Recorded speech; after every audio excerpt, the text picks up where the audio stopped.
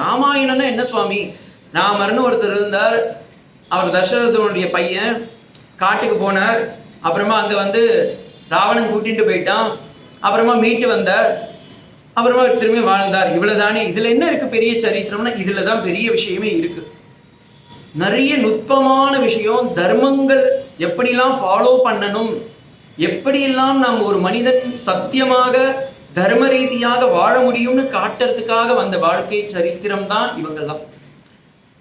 அப்ப இந்த மகாத்மாக்களுடைய கதையை படிக்கும்போது நமக்கும் தெரியும் நம்மளும் இந்த லெவல்ல இருந்து அந்த லெவலுக்கு போக முடியும். ஏன்னா அவங்களே மனுஷ லெவல்ல இருந்து தானே போனாங்க.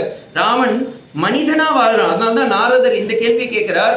தபஸ்வாத்தியாய நிரதம் தபஸ்வி வாக்விதாம்பரம்.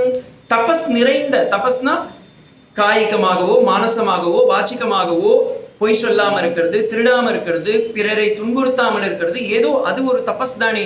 அந்த மாதிரி தபஸ் செய்து வாழ வேண்டும்.